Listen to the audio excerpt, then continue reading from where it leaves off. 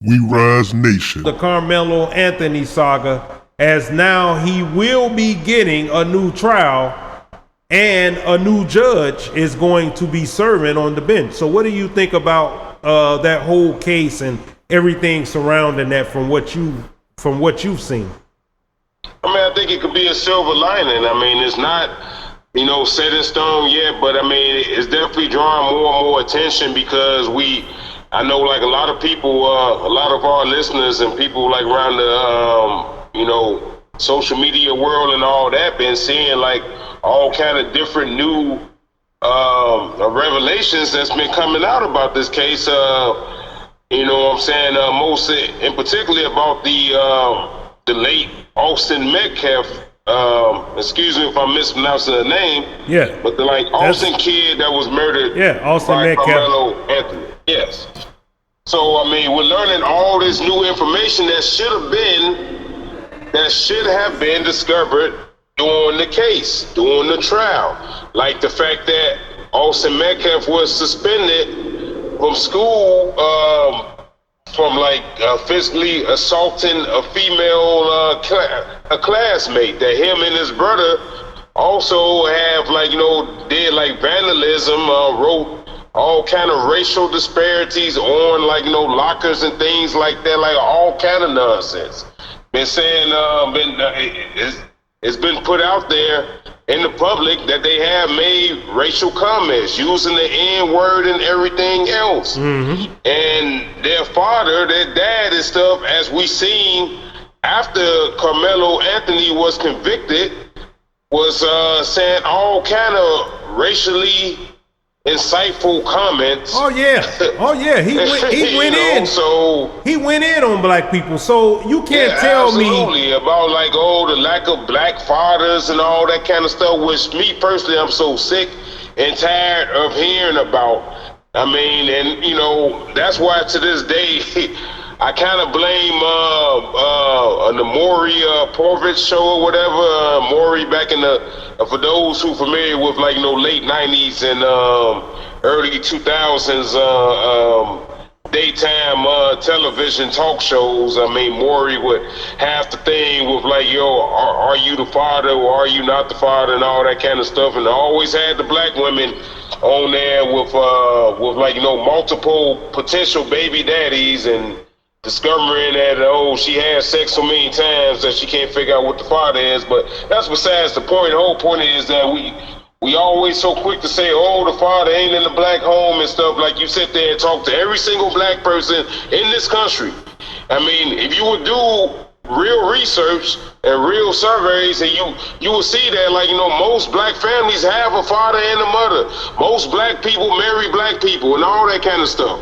But again, with this Austin's dad, with his racism, and of course all the stuff that his late son was doing, this is all before he got stabbed up by Karmelo Anthony, who feared for his life. I mean, come on, man. Every time we have a black kid that gets in trouble and stuff, people like Fox News and everything else dig up everything in the kid's background to show how bad of a kid he was and all this stuff, and he deserved what he got. Well, I'm not one to wish death upon anybody. That's not what I'm saying at all. However, from what I found out and everything that's been going out there, and I'm not gonna sit there and say I'm an investigative detective. I'm not gonna be the fake Officer Tatum or nothing like that, pretend I'm an expert in any of these things. But a lot of people saying some things, and some things seem to kind of be factual truth that should have came out in the case. Yeah, I agree with you, Mark, because as you just said, and we just spoke, before we started up, is that, it seems like everybody was in cahoots together, right? The prosecutor, his defense, and the jury, because it seems like everybody was intent on burying this young man to make him as an example of, if you do any crime against any white American, we're not going to tolerate it. We're not going to listen to anything. We don't want to hear any testimony. We're going to strictly say it's guilt. He stabbed him, it's over with, and it's murder. However, white Americans always claim stand your ground when they murder black people, and they skate on that. That's the part that makes me mad as hell. Cut you off, but I wouldn't even call that like making nobody an example. That's just the way it's always been, B. That's just the way pretty much has always been like that. I mean, it's just like, continuing on. It's a continuation.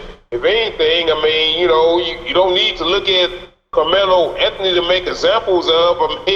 I mean, go back to like Trayvon Martin, go back to a whole lot of situations and stuff. So yeah, it's not an example. It's just a continuation of the way things are. But the problem is that more and more people are starting to speak out about it, and more non-black people are starting to speak out about it. Well, yeah, that's the situation where you need non-black people to speak about it, because then it becomes a headline issue. It's the same thing with when ICE started murdering white people, then it had to be talked about and had to say, oh, ICE has a problem. If that trend would continue, then white people would definitely have a problem about white people being murdered by ICE. They still on the fence with that. They still think that ICE should exist, and they condemn people for saying it shouldn't. And you even got people on the Democratic side saying the same thing. Some of these old, the old guard of the Democratic Party who thinks that, oh, wait a minute, we shouldn't be doing that. But back to the Karmelo Anthony deal. He's going to get a new trial. But what do you think is going to happen with that new trial? Do you think it'll be the same thing, or you think there'll be a different outcome? I mean, it gotta be something more different. I mean, because again, like, you got all this new stuff that's been coming out all over social media, and I'm not sitting there saying like, well, if it's on social media or the internet, it must be true. But a lot of things are being, like, spoke up about this thing that will have to, like, garner some kind of investigation at the very least into it. I mean, I'm hoping that, I think it like goes without saying he's gonna get Karmelo Anthony, that is gonna have a new representative. It's like a lot of things that was left out, just like I said before, a lot of things that should have been spoke up about during the first trial. So now you're going to have some new stuff come out. I mean, and that's very important stuff to, like, understand. Like, we need to know the history of Austin Metcalf, and, like, what his mind was and all this kind of stuff. And yes, he was young. He was a young boy, same way Karmelo Anthony was a young boy. These are both young kids, adolescents and all that kind of stuff.